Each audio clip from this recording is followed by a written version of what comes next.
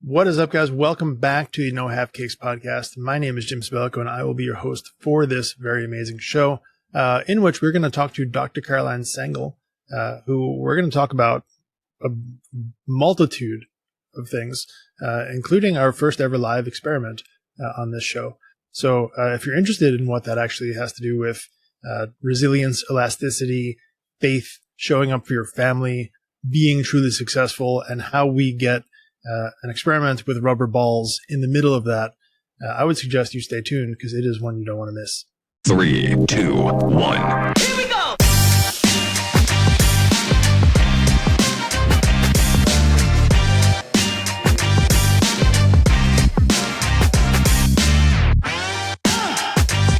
Thank you for being here. I appreciate the opportunity to sit down and have a little conversation. I am thrilled. I am so just, thrilled to be a part of it. Thrilled that we're having this talk. From what I've seen about you, very aligned. Just a different, just different timeline, different trajectory. Yeah. Yeah, I love that. So, I guess the best place to start really would be, do you want to share kind of your backstory and really what the No Half Cake thing was for your life? Sure. Happy to do it. So I am Carolyn Sangal. First and foremost, I have a beautiful husband of nearly 23 years. I'm a mom of 2 teenage boys. I also have 2 cats. I'm specifically starting with that, even though this is a work-related thing that I'm doing right now. My vocation is to help people who are struggling with their life or their career, and they're wondering, is this it? Is this really all there is? And I help people with that. So I'll help next chapter explorers to become authentic success creators. And authentic success is however you define it. Ultimately, what I would love to help people do is to decide, what do you want your life to look like? Define it. And then how can your career fuel the life that you want, not detract from it? And the reason I'm so passionate about it is because there were many chapters in my life prior to now where I was outwardly successful by many external measures, achieved success by many other people's definitions, and even what I thought was mine at the time. But inwardly, I was not fulfilled. And my performance was great, but my relationships and my well-being were not ultimately what I wanted, what I needed, what I really felt was important for my life. So I could elaborate on whatever you'd like to know. If you'd like to know more about the chapters before this, or what would you love to know, Jim? Yeah, well, I think, first of all, thank you for sharing all that. And kind of the immediate question that comes to mind first is, when you talk about a next chapter explorer, I think I love the idea of that, right? Because there's always a bit more in the future. But kind of the problem that I see is, for a lot of people, they may not understand there is a next chapter, right? And understanding kind of where you are at in the moment. And hey, maybe you're not super happy with how things are going, or you're lying to yourself saying, hey, this is what I wanted, or this is what success is supposed to be. And kind of that definition, I know, at least for me in that phase of my life where I was pursuing the car in the driveway or the dollars in the bank account or whatever it was, when I said, hey, yes, this is success. How do you really understand when you get to the end of one chapter and you're about to start that next one? What does that realization look like? For sure. And I did not know or realize until I dove into this. I have a background in science. I had gotten my PhD in one chapter. I had a bachelor's in chemistry, a PhD in polymer science, so rubber and plastics. And you think, wait, what? How does that have anything to do with this? When I studied that, I studied how cracks initiated and progressed across a material to break it. Right? Now, one could say, was I just trying to break things? No. In actuality, I was trying to study, how did that crack start, propagate, not to see how it was going to break, but how could I reinforce it? How could I make it stronger? So now, several decades later, I'm doing that with people. And what I realized is there are very normal and natural times in anyone's life where, as we're growing and developing, we're starting to question, who are we? What do we want to do? What's that in our career? And so the first one is around, let's say, between ages 15 to 18, right? So you're getting ready to kind of finish high school and you start thinking, well, what do I want to do next? What could I do?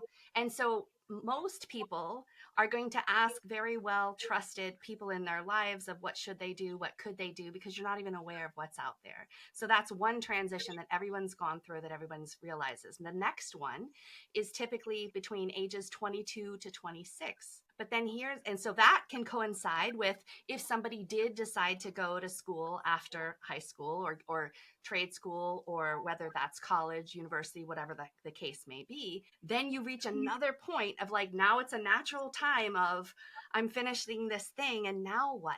And now I got to get a real job, or what am I going to do? So those first two, a lot of people can immediately see. But what I didn't realize is that every 7 to 10 years after that, we go through that questioning again. It is a natural, normal thing.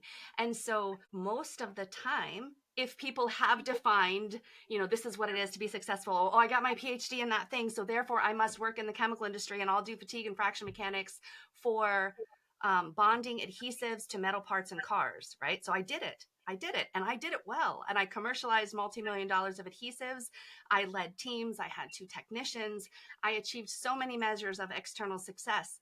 But inwardly, I was dimming my light. I was trying to fit in the mold of what I thought a scientist was. And a scientist, could be like really reserved, matter of fact, detailed. And I can do that. And I can play that role to a part. And then when I was coming home, though, I was not being the person who it wasn't joy. It was like, ugh. And, by the time, I had my first child, and all the hours that I was working, by the time I would go to work, drive there, be at work, then come home, it was bath time, right? Bath time is right before bedtime. I didn't even get to see. I didn't get to be with my child, right? I didn't get to do that, and I didn't know. And I felt this kind of internal struggle of like, well, what does this matter? If I can't help teach my kids about what's important in life, I'm not ultimately there. Now, I was very blessed. In hindsight, at the time, it was terrifying. When I was pregnant with our first child, my husband had worked for a company for over 10 years. And one week they're saying, congratulations on your 10 years. This is so amazing. Wow, great job. And the following week they said, we've had a merger and your position is being moved to Europe, but not you. And so there I was, multi-months pregnant. But what did I feel in that moment? Honestly, I felt relief, because I thought, okay, he is super patient. He's an amazing guy. He's going to be a phenomenal father. And now I know our kid will be with him. And still, I felt like I wasn't showing up. I wasn't being the mom I wanted. I didn't have the quality time with my son. His first word wasn't mommy, right? And I kind of felt this internal shift and struggle. I overrode it for a long time. And that's what many, many people do. You'll have these things that'll start to tug, and you don't realize it's normal. You don't realize that it's an opportunity for you to get better aligned with who are you? What do you do best? What would you love to do next? So we set chapters, we set goals in school, because this is what you need every course to get an A. This is what you need to do to graduate. This is what you need to do the thing. And maybe at work you start to set goals and you're like, well, these are my annual goals that line up with the group's goals, that line up with the company's goals, and that's how I fit in. And so therefore I'm going to do them, and then I'm going to report about what I did against what I said I did. And then they're going to decide whether I am or am not going to get a raise that's equivalent to inflation or not, right? Or whether I can or cannot get a promotion. So there are things that we're doing where we're setting, what are we doing next? But the trick is, if someone has not taken the time to define what do you actually want your life to look like, then it's very easy as you go into some corporate job or some sort of working for someone else to become what their mission, vision, values are, to become what they said was the next thing until your next evaluation point. We need to do that as people too. And I was like flabbergasted, because when I treated this, I was laid off from that great job as a scientist, multi-million dollars, 2 technicians, right? So me, my 2 technicians, 297 other people, all of a sudden one day were at the wrong end of a business decision. And I was pregnant with our second child. So it's like, dang, guess what? When the Sangal family has a child, someone's losing their job. So then it became not just my husband at home, but me at home also. And now it's like, who am I? What am I doing? Right? I loved my kids. I did see what I missed before my second one was born, seeing what it was actually like all day with the child, right? I got to see that. I got to experience it. I had the opportunity to be a stay-at-home mom. I never thought I was that. I never thought I was the stay-at-home mom material, right? That was one chapter. I went back into the workforce, though, a few days before my younger child was getting ready to be in kindergarten. My husband's like, you really should think about getting a job. By this time, he had gone back to grad school, gotten his MBA, was working. And he said, you really should think about getting a job. And I nearly bit his head off. And I'm like, what do you mean get a job? Like, I'm the mom for these two kids. They're going to a charter school. There is no bus. It's drop off and pick them up. I signed up to be the room parent. Like, I got things to do. What job? There is no job related to the chemical industry that I came from that would give me the flexibility that I wanted. Like, you can't work from home like a computer science person. That's not like, that doesn't exist. What are you talking about? He said, you have a PhD, for God's sakes. And I'm like, yes, but I can't do this. I can't do that. I won't do this, blah, blah, blah. It's not going to support the life I'm accustomed to. And he said, look, all I'm saying is if somebody ever talks to you about a job, don't tell them what you can't do. Don't tell them what you won't do. Tell them what you could do. Tell them what you would do.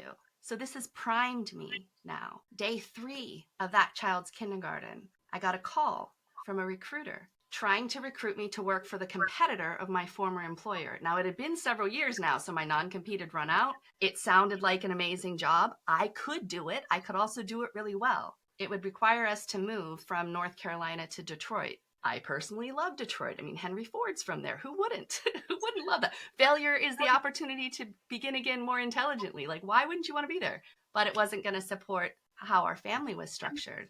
The kids had cousins within 15 minutes of our home, and we wanted them to be able to grow up together. And so I said, yeah, no, it's not going to support the lifestyle I want to be accustomed to. But I'm curious, where are you calling from? And this particular firm that recruited for the chemical industry was located not even 10 minutes from my home, and they worked globally. So then here comes an opportunity I didn't even know was possible to use my knowledge, education, experience, skills. Oh, and I had a way to use the extroversion gift that had been poured into me. And I got to actually help people. And I loved it. And I did well. And then they had something called Pace Setter. And so I was like, aha, here's the target. Pace setter. Pace setter. What's a pace setter? Pace setter is global top 2% of performance of the entire umbrella network of all those recruiters for many, many different industries. And if you got pace setter, you got extra money and you got to go on a really great vacation. Well, sign me up, right? This is my target. So I did it year after year for 5 years. But the vacations were like in February. My kids can't go out of school in February. So there I'm achieving success. I've got this thing that I set out to do, and I'm going by myself. And I'm realizing this isn't it, right? This isn't it. I'm not, what good is this if I can't even be with the people that I love to celebrate this thing? And as soon as I would get one, I would be setting my target again to the other, right? And I chose to work 100% commission only for that company, so that I had flexibility. I could choose where and when I worked. And every time I had something that I committed to working on, now that became the most important thing at that time, because I had to meet the thing. I had to serve the client. I had to help the candidate. I was 360 degrees. And while I was doing well with all of that, I was imploding. And my health, again, performance, great. Relationships and well-being, not so much. Because if somebody's happy in their job, right? It wasn't like, this was specialty recruiting. So this was not like, oh, we're going to post a job and we're just going to see who falls in the bucket and then we're going to follow them up through the process and we go. No, this was like, there may be only 5 people in the world that have the skills to do this thing. Let me search, research, find them, approach them, get them in a conversation and somehow help them see that what I had was something that could be helpful for them. But when do you talk to those people? They're already doing well in their regular job. So now that's evenings and weekends. And when were my kids home? Evenings and weekends. And what was I doing? I was yelling, Mommy's on a call. Shh, stop. Mommy's on a call. Don't you guys understand? And even if we did go on vacation, we went to Disney. And what was I doing? I was advancing candidates in the interview process. I was doing prep calls and debrief calls from the line outside while they're riding a ride. or they're waiting for the next adventure. And I didn't realize, but I thought, well, maybe it's because I'm aging, right? High blood pressure. High blood pressure is something that happens to people. Oh, that's normal, right? Like, don't worry. And what do we have? But we have medicine for that. So then it was one medicine, and then it became two medicines, and then it became three medicines. And then I'm so stressed, I'm barely eating. When I do eat, I'm grabbing the quickest junk that's available right there. Now I'm buying organic, everything from my kids. They never had commercial baby food ever, right? I'm buying all the best stuff, preparing homemade things for them. And I'm eating whatever I can unwrap quickly and shove down before I'm having a conversation. And so I got up to class 2 obesity, and I'm sluggish and I'm tired, but I'm going to achieve, and I'm going to get this thing. And then I developed an irregular heart rate. So I would just be sitting, and next thing you know, my heart rate was 210. And I sound like I'm doing Lamaze breathing, and I sound like I'm giving birth, and I'm not. I'm just sitting. I'm just sitting, whether I'm at my desk or I'm in the couch. And now that's terrifying. And my husband's like, well, take off your Fitbit. I'm like, well, taking off my Fitbit doesn't mean that there's not an issue. It just means I don't see the number. And so then I had to have a cardiac ablation to fix that. And I'm still not connecting that any of this is my relationships and well-being being affected because I'm so big into my performance for my job, right? I'm not realizing that. And we get to our 20th wedding anniversary, and my husband says, I'm not sure the right way to say this, but I'm terrified. What's going on, right? He's like, I'm really, really terrified that we're not going to have another anniversary. Now, not because he didn't love me. He still chooses me, knowing me 100%. But he was terrified we weren't going to have another anniversary because I was literally killing myself by pushing so hard to achieve things for everybody else at the expense of myself. And so he said, look, I don't care what you do. I don't care what you figure out what you want to do. I don't care what it is. But I don't think what you're doing is it. Just whatever you want, I support you 100%. And so it took me a while because 100% commission only. The heck if I worked for them for free, right? I waited for my stuff to kind of trickle in. But then I left. You could say, did I quit? No, I chose myself. I chose the life that I wanted. I chose my relationships. I chose my well-being first. And I dove into it like it was a dissertation topic. And I dove into it and I tried to figure out, like, what is it and how is it that it happened to me twice, that I saw it with many, many people that I would talk to, approaching them about possible next things that they could do. And they're outwardly successful by many external measures, inwardly unfulfilled. And I thought, oh, just changing the job is going to change everything. If only I change the job, then it'll be okay. And so they would change the job, right? And I'm like, oh, wow, that was so great. I got to help these people to provide a life for their family. And then I talked to them a few years later. And it was the same problems at the new workplace, just on different faces. And so then I'm realizing, okay, there's patterns here. There's patterns of many people being super successful by somebody else's measure and inwardly not being fulfilled and inwardly not living into who they are, why they're here on this earth, and how are they available for the people they say matter most. And so that is my focus. I've created a method, data-driven, scientifically backed, validated, all of the things to be able to help people through that journey. I love that. And, to go back to one of the first things you said, if we're talking about polymers and plastics and developing and understanding cracks, right? And I know that might, again, sound weird, but when I'm hearing you say all that, the vision that I have in my head is elasticity, right? And please, you'll correct me if I'm wrong on this, but I believe that there is a certain amount of elasticity or flex built into products intentionally so that they do not break, right? And I think when you're explaining all of this, what I'm hearing is so many people who attach themselves so rigidly to a goal or a decision that they do not have that elasticity or flex built into their lives, where all of a sudden now they have this catastrophic failure, right? Where if they would build in a little bit of wiggle in their lives to understand, hey, this is what I'm looking for, but it has to be within this, set of criteria. I have to be able to be there for X, Y, and Z, right? Not attach themselves to their whole identity is, hey, I'm doing this thing, and if it doesn't work, everything fails. Does that make sense? It does. It absolutely does. And now even with rubber, oh yeah, I have some. There's different types of rubber. I don't know that I'm going to be able to do this experiment very easily. Okay. But This, by the way, is the first time we've done a live experiment on this podcast. Let's see if So we can I'm do excited this. for it. We're going to clear a thing. All right. So what I'm trying to do, you tell me if you can see this. I'm trying to bounce this rubber on this ball, on this thing. Okay. So I'm starting from here. I'm going to bounce it. And does it come all the way up to my hand or not? No, this is a different type of rubber. Not so much. How about this one? This is a different type of rubber. Okay. Each one has an inherent ability to bounce. But because of the chemical composition inside, not every single one, even though, it's elastic. You stretch it, it comes back. You stretch it and it comes back, right? Even when you first stretch it, it depends on the chemical composition of what's inside that helps it to do that. So now, how does it relate to people? And if you go too far, it's going to break, right? It's totally going to break. Like you stretch the rubber band too far, let's say you're doing resistance bands and you're like, well, these things have been in the closet for a while, but let me do it. And then that one of those snaps on you, bad news bears. It depends on how we've designed our interior world, right? So I help next chapter explorers become authentic success creators through the next success method. Why is it the next success method? Because everybody's already successful. Why? Because you're breathing and you're here. Whatever you did to get to today, you are a success because you're here today. But what do you want to do next? What do you want to do for the rest of the day? What do you want to do for tomorrow? That is in your control in some respect. Tiny bit is within your control. Because if you think, I can control all of it. Really? The sun is rising and falling. Your heart is beating. You are breathing.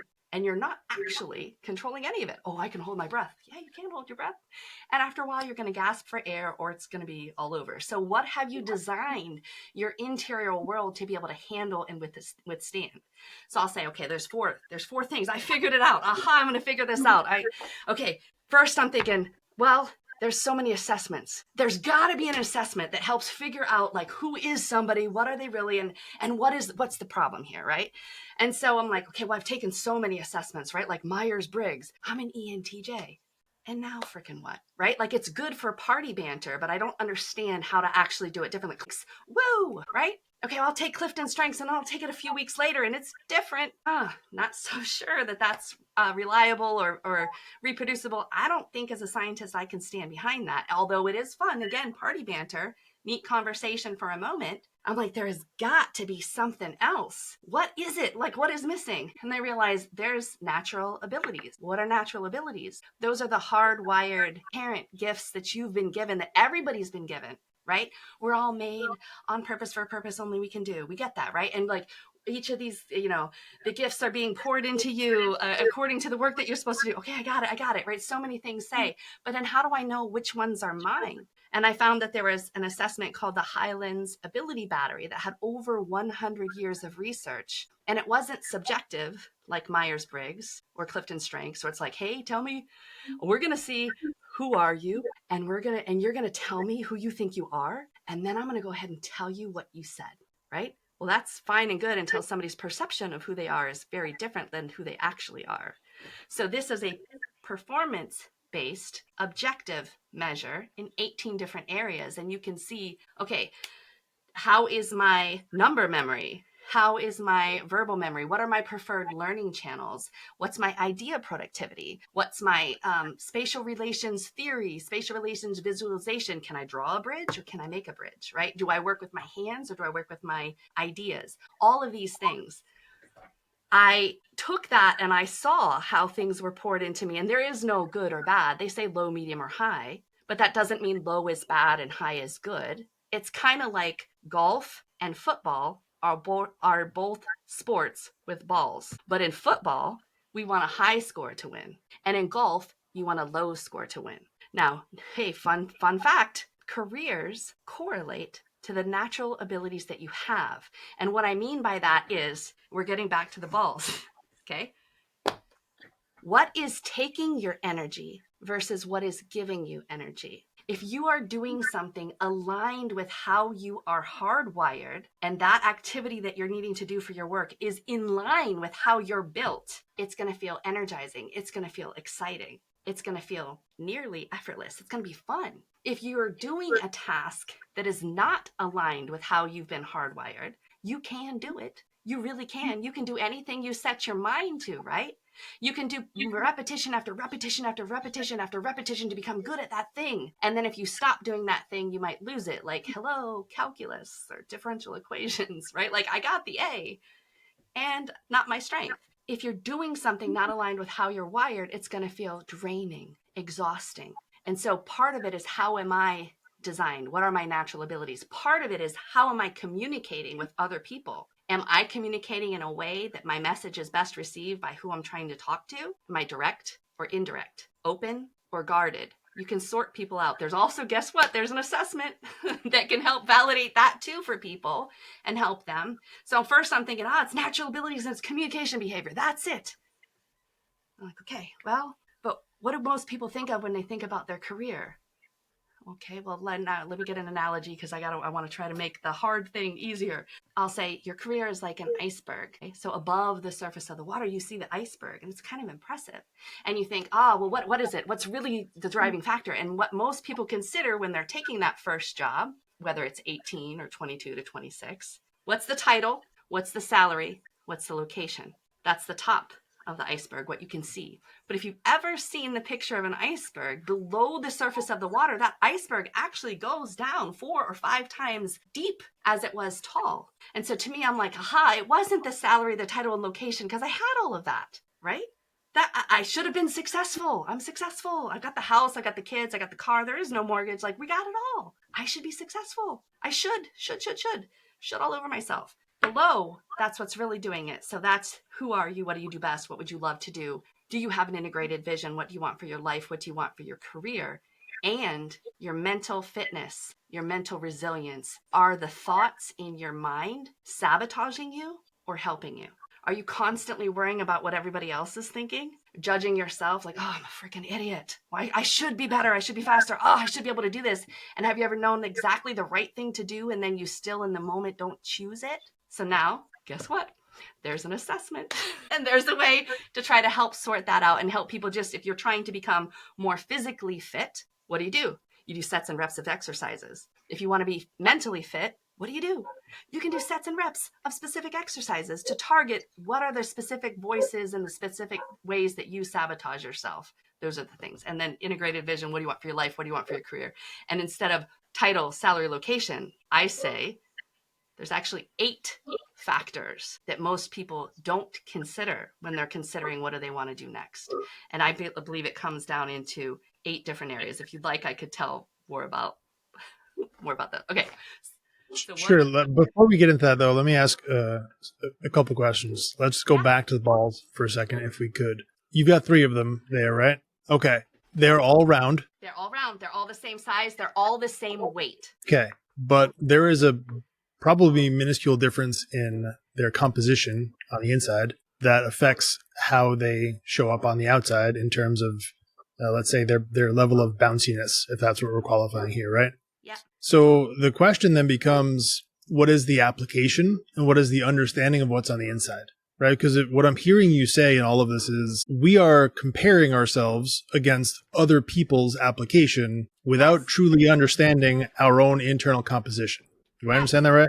Yes. Okay. Yes. So then if we are talking about these 3 balls that we have as our little demonstration here, if we truly understood, hey, what is on the inside? And based on that, what is our gifting? What is our application? And are we applying ourselves in the right application for what we're made of?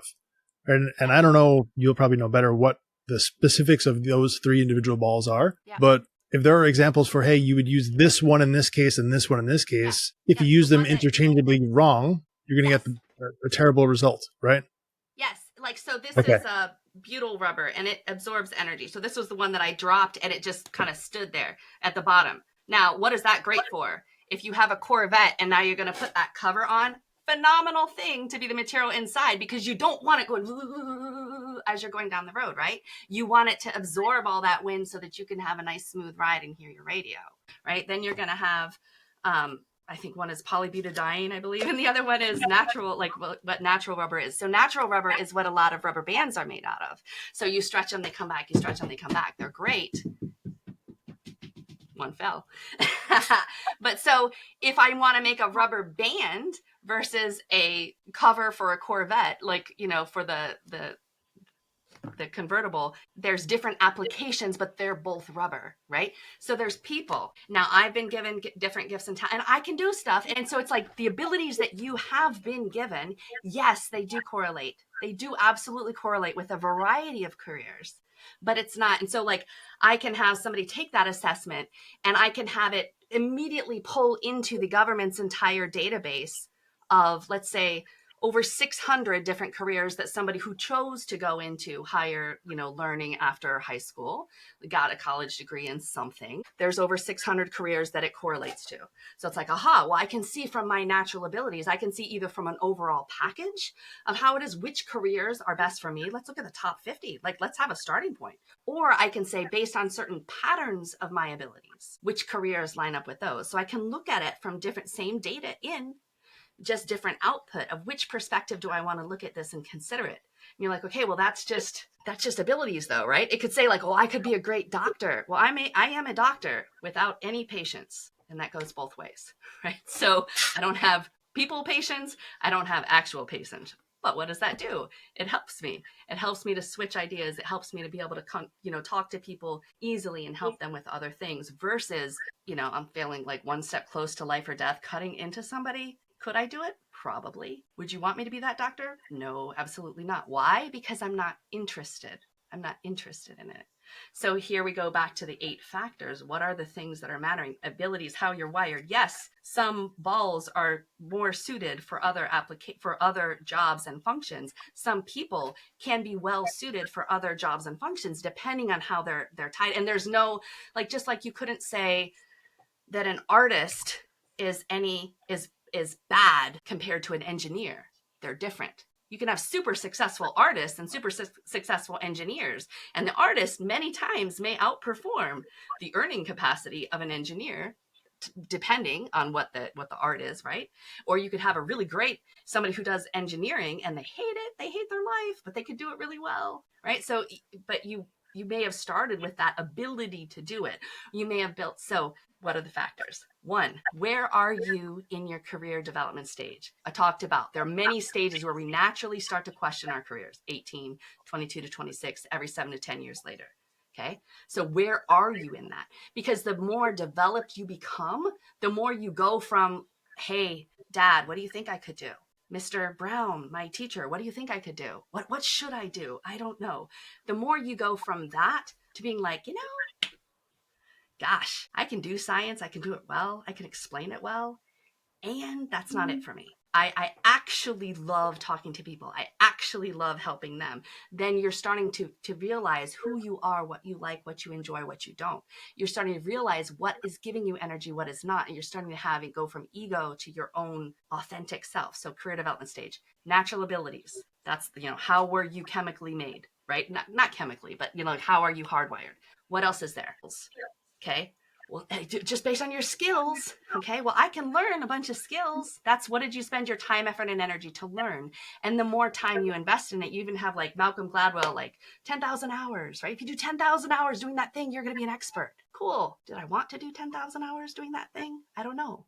What are your interests? Interests fascinate you. But then when you say to your kids, oh, you can be anything you want, follow your passion, just do your interest, right? And you tell a 15-year-old this, and they're now starting to think, okay, am I taking AP classes or not? What do I want to go to college for? And I'm making that decision as a 15-year-old, okay, based on my interests. Well, 10 years before, that 15-year-old probably liked dinosaurs or cars or Barbies.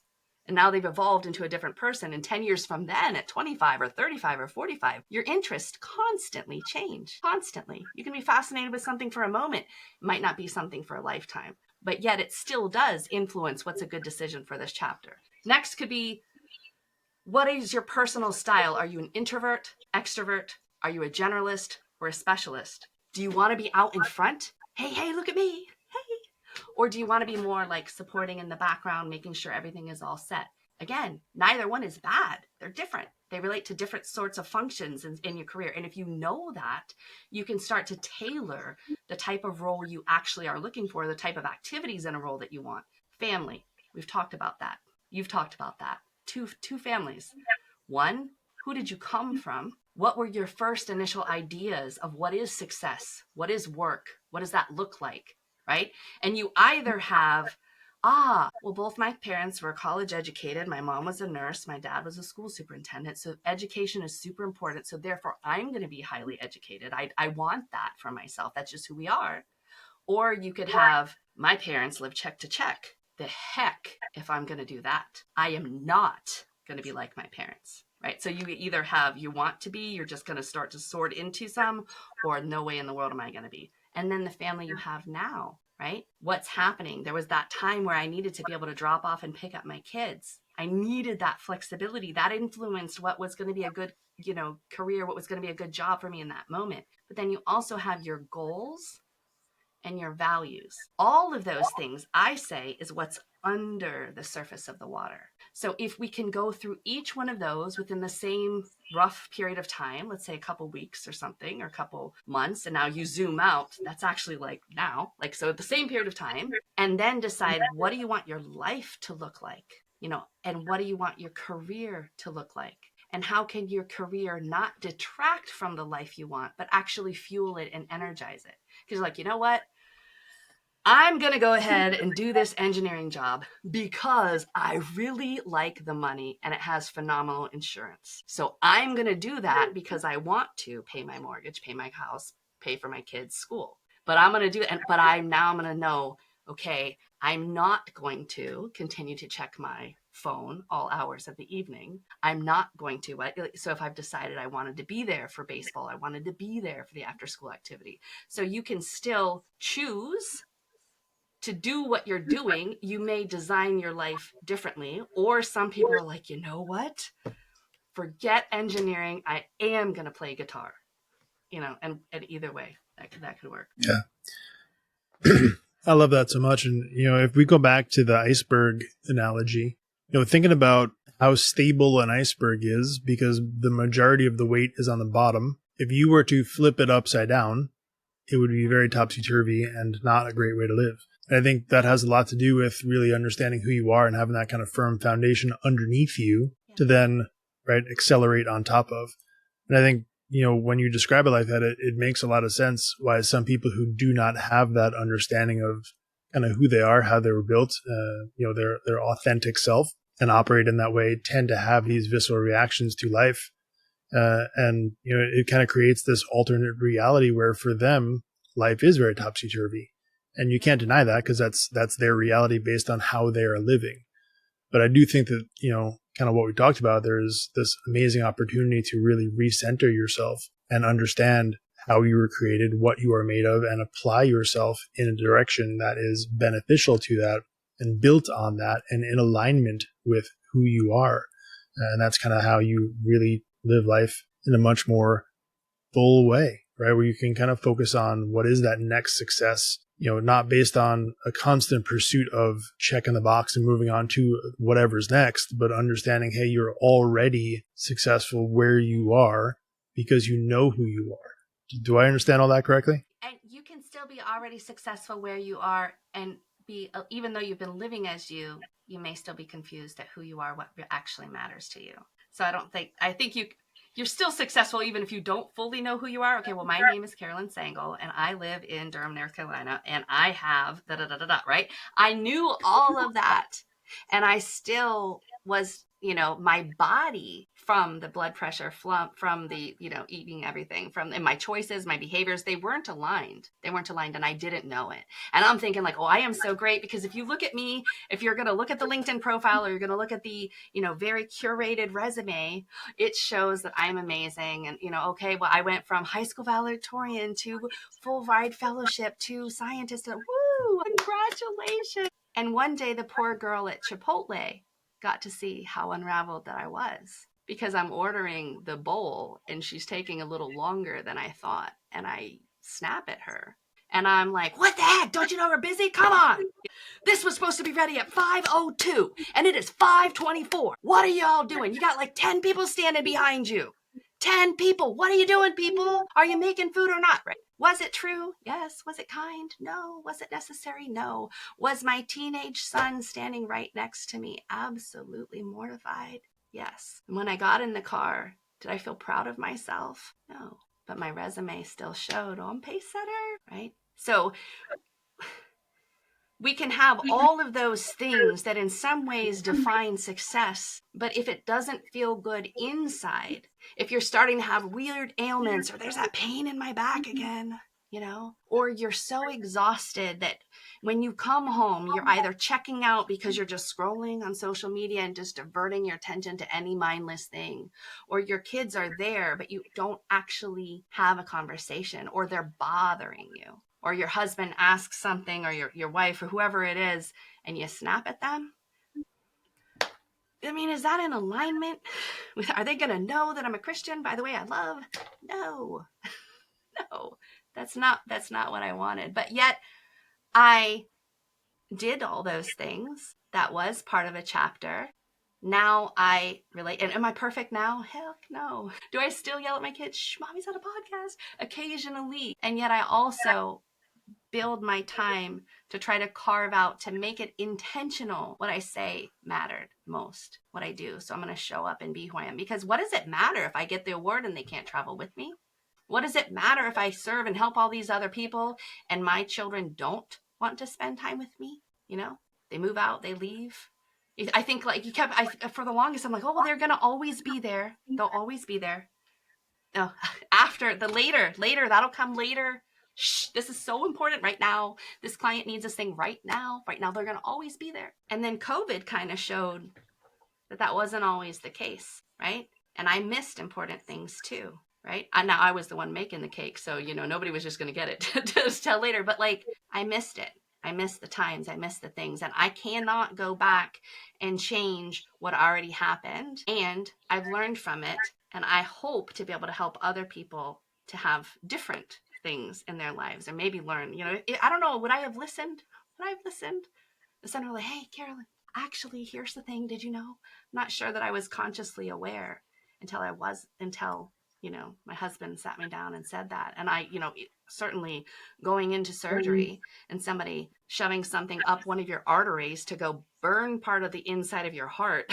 There are a couple moments there that it's just like, wait a minute, what is this for? What is this for? When I was making an adhesive, if I died the next day and then I show up and now here comes the judgment and it's like, what did you do in your life? Well, actually, I made adhesives to bond metal car parts together. Oh, was it a structural component? No, not actually. It was part of the door.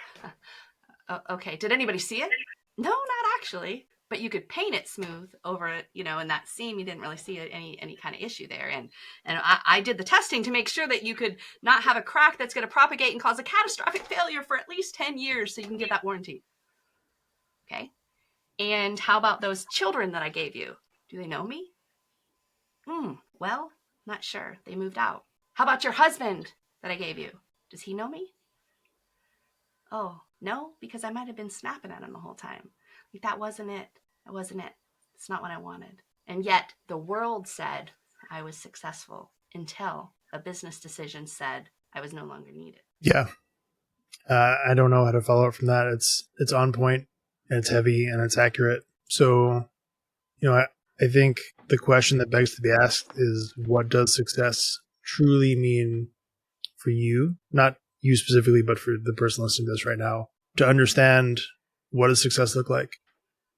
And are you in alignment with that? And are you going to be able to answer those same questions yourself? So, I think with all that being said, I'd like to thank you for this conversation, for your perspective, and for everything you brought here today. It was a true honor to have that conversation. And again, tremendously thank you. Absolutely. Thank you so very much. I appreciate being here. Should anybody want to learn more, you can check out nextsuccesscareers.com, or you can find me, Carolyn Sangal, on LinkedIn. I also have my own podcast where I'm trying to put conversations that normalize questioning, normalize career transitions. And so that is called Your Next Success. But I want to thank you, Jim, for definitely having this forum, having this opportunity, for recognizing for yourself that what you were living into wasn't what you wanted, and for making your podcast a way to try to help get that message for other people. Because there's a lot of people who are going through this journey, going through this realization, realizing that success actually does mean something different.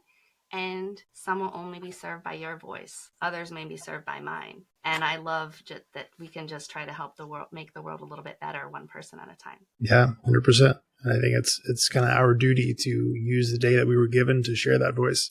Because even if my voice helps one person, your voice helps only one person, it makes a difference for that one. So, for us to be able to continue showing up and doing this and share what we've been given, I think is truly an honor. So again, thank you for sharing your time with us here. Absolutely. I appreciate you. Thank you so very, very much. Thank you. Happy birthday to you. Cha cha cha. Happy birthday.